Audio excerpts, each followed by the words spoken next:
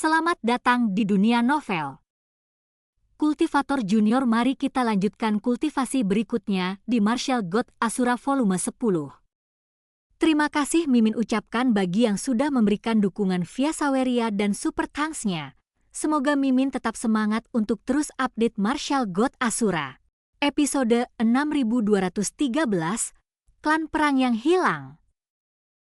Klan Perang Kuno? Melihat klan prajurit kuno ini, Egi tidak bisa menahan diri untuk tidak berseru dengan takjub. Berbicara tentang klan perang kuno, kita harus kembali ke alam biasa 100 penyempurnaan. Ketika Chu Feng meninggalkan tanah suci seni bela diri, dia pertama kali memasuki alam biasa 100 penyempurnaan. Ada sosok legendaris di alam 100 penyempurnaan. Sekitar 50.000 tahun yang lalu, seorang pria bernama Zhan Haichuan muncul. Pria ini memegang tombak perak dan memakai baju besi perak. Sejak dia muncul, dia tidak pernah gagal dan dengan cepat menjadi orang terkuat di alam 100 penyempurnaan. Namun Zhan Haichuan menghilang tidak lama setelah dia menjadi terkenal. Ketika dia muncul kembali, hanya pemilik generasi kedua lembah awan matahari terbenam yang mengetahuinya. Zhan Haichuan tahu bahwa akhir hidupnya akan segera tiba, dan sebelum kematiannya, dia membangun kuburan di daerah terlarang di lembah awan matahari terbenam. Kemudian, ketika pemakaman Zhan Haichuan menghilang, Chu Feng dipercaya oleh penguasa lembah awan matahari terbenam saat ini untuk memasuki area terlarang untuk membantu mencarinya, di mana dia juga bertemu dengan kucing tua itu. Kucing tua dan telah dikalahkan oleh Chu Feng sebelumnya. Dapat dikatakan bahwa pada saat itu, belum lagi alam biasa 100 penyempurnaan, tidak ada seorang pun di seluruh wilayah bintang bela diri leluhur yang bisa menjadi lawan kucing tua. Namun kucing tua, yang begitu kuat pada saat itu, terjebak di pemakaman Zhan Haichuan selama bertahun-tahun. Jika Chu Feng tidak ditipu oleh kucing tua itu setelah masuk, akan sulit bagi kucing tua itu untuk melarikan diri. Dapat disimpulkan dari sini bahwa meskipun Zhan Haichuan berasal dari alam biasa 100 penyempurnaan dan akhirnya kembali ke alam biasa 100 penyempurnaan, kekuatannya sangat kuat. Dan Zhan Haichuan berasal dari klan perang kuno. Kemudian, Chu Feng juga bertemu secara kebetulan dan memasuki wilayah klan perang kuno di alam biasa 100 penyempurnaan, dan memperoleh 2 dari 9 keterampilan rahasia klan perang kuno, pedang perang kuno dan kapak perang kuno. Pada awalnya, kedua teknik rahasia ini sangat membantu Chu Feng. Namun, seiring dengan peningkatan tingkat kultivasi Chu Feng, bantuan kedua teknik rahasia ini untuk Chu Feng menjadi semakin kecil dan tidak pernah digunakan lagi. Kemudian, Chu Feng juga mengetahui bahwa klan perang kuno di alam biasa 100 penyempurnaan hanyalah cabang dari klan perang kuno. Pada saat itu, Chu Feng tahu bahwa klan perang kuno tidak sesederhana alam biasa 100 penyempurnaan. Kemudian, Chu Feng bertemu Song Yue. Saat mendiskusikan teknik rahasia, dia sekali lagi mendapat petunjuk tentang klan perang kuno dari mulut Song Yue. Song Yue mengatakan bahwa seorang senior dari sekte api naga emas pernah bertemu dengan orang-orang dari klan perang kuno, dan menurut apa yang dikatakan senior itu, orang-orang dari klan perang kuno yang dia temui tidak hanya sangat kuat, tetapi juga murah hati. Oleh karena itu, ada spekulasi bahwa kekuatan klan perang kuno sangat kuat, dan keterampilan rahasia klan perang kuno tidak boleh terlalu lemah. Dari sini, dapat dinilai bahwa keterampilan rahasia yang diperoleh Chu Feng tidak murni. Ini mungkin bukan teknik rahasia sebenarnya dari klan perang kuno untuk menekan klan. Tentu saja menjadi kuat itu relatif. Apa yang kuat bagi sekte api naga emas mungkin tidak benar-benar kuat. Namun kini, setelah bertahun-tahun, orang-orang dari klan perang kuno muncul lagi di hadapan Chu Feng. Chu Feng memang bisa merasakan bahwa kekuatan klan perang kuno ini sebenarnya tidak lemah. Begitu banyak alam dewa sejati yang menjadi buktinya. Namun, Orang-orang dari ras kuno ini semua merasa seolah-olah mereka sedang menghadapi musuh yang tangguh. Mereka masih jauh dari Chu Feng dan yang lainnya, jadi mereka berhenti satu demi satu.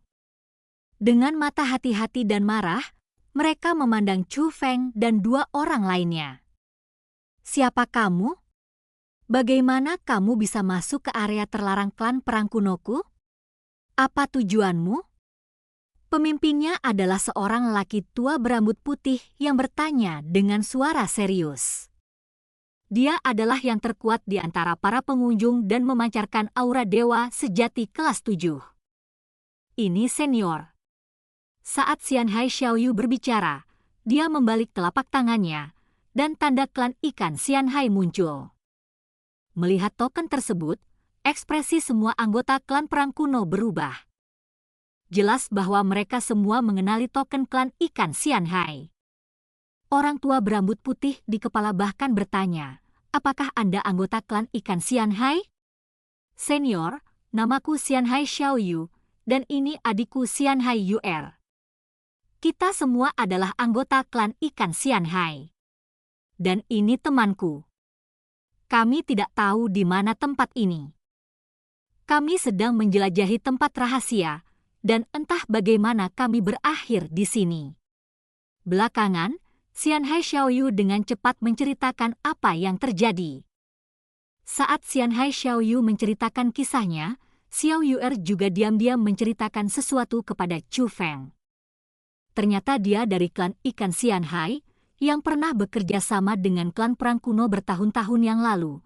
Namun karena alasan yang tidak diketahui, orang-orang dari klan perang kuno tidak pernah muncul lagi. Sudah bertahun-tahun berlalu dalam sekejap mata. Namun saat itu, hubungan antara klan perang kuno dan klan ikan Xianhai masih sangat baik, itulah sebabnya Xianhai Xiaoyu mengungkapkan identitasnya. Bagaimanapun, mereka menyadari bahwa mereka telah memasuki area terlarang klan perang kuno. Jika seseorang tiba-tiba memasuki area terlarangnya, kekuatan apapun akan terasa seperti menghadapi musuh yang tangguh. Xianhai Xiaoyu juga ingin melihat apakah dia dapat menggunakan identitasnya sebagai klan ikan Xianhai untuk meredakan permusuhan klan perang kuno dan memperjelas segalanya.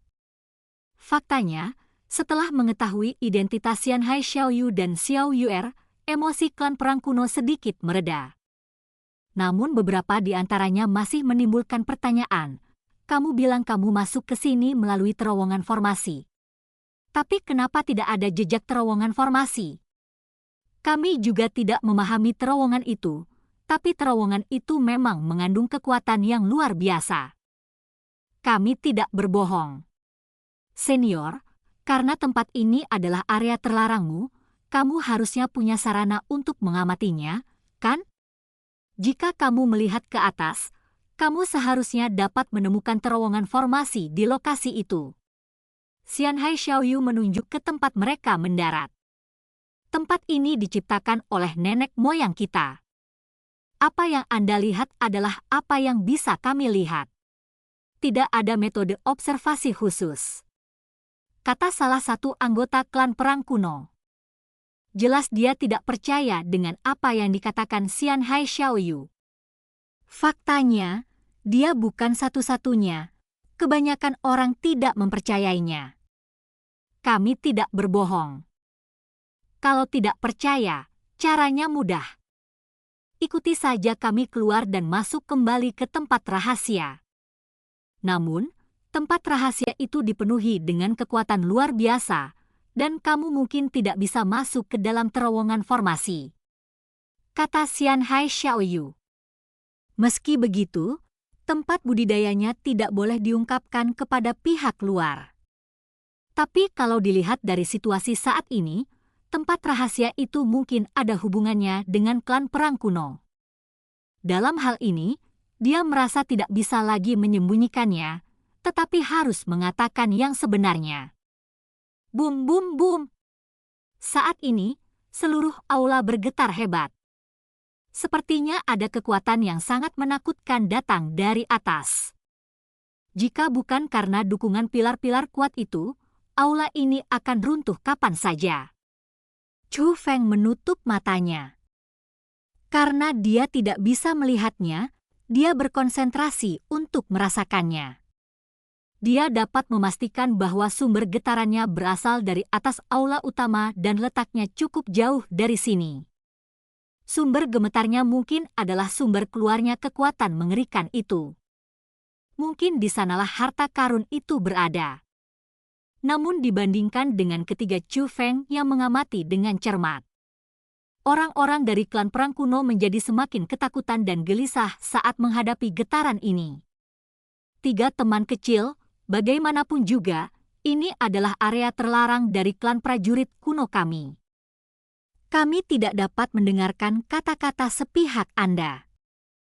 Klan prajurit kuno kami perlu menyelidikinya. Mari kita pergi dulu. Setelah lelaki tua berambut putih yang bertanggung jawab selesai berbicara, dia membawa Chu Feng dan tiga orang lainnya pergi dari sini. Keluar dari aula ini, yang tampak di hadapan Anda adalah langit biru, awan putih, pegunungan hijau, dan daratan hijau. Aula masuk gedung ini terletak di pegunungan yang tak berbatas. Ini adalah dunia luar angkasa yang ada di zaman kuno. Sebuah suara menarik telinga Chu Feng, itu adalah Jie Shanxian. Faktanya, Chu Feng tidak membutuhkan Jie Shanxian untuk mengingatkannya bahwa apa yang dilihatnya di depannya bukanlah dunia nyata, tetapi dunia bentukan. Tidak hanya berasal dari zaman kuno, tetapi penciptanya juga sangat kuat. Dunia formasi ini begitu indah sehingga sekilas tidak ada bedanya dengan dunia nyata. Sepanjang jalan, orang-orang dari klan perang kuno tidak mengambil tindakan terhadap Chu Feng dan tiga lainnya, tetapi lebih sopan kepada mereka. Akhirnya, Chu Feng dan yang lainnya dibawa ke sebuah istana yang terletak di pegunungan hijau. Chu Feng dan dua orang lainnya diperbolehkan beristirahat di sini. Hal ini terlihat dari penjaga klan perang kuno yang berdiri di luar. Faktanya, ketiga Chu Feng ditempatkan di bawah tahanan rumah di sini. Tapi ini normal. Mereka juga perlu menyelidiki dengan jelas apakah klaim Chu Feng dan yang lainnya benar. Sepertinya harta karun ini milik klan perang kuno? Saya tidak menyangka klan perang kuno bersembunyi begitu dalam dan memiliki harta karun yang begitu kuat. Xianhai Xiaoyu menghela nafas sambil mondar-mandir di istana, tapi itu adalah transmisi rahasia yang hanya bisa didengar oleh Chu Feng dan Xiao Yuer. Sudah berapa lama sejak orang-orang dari klan perang kuno muncul? Chu Feng memandang Xiao Yuer dan Xianhai Xiaoyu.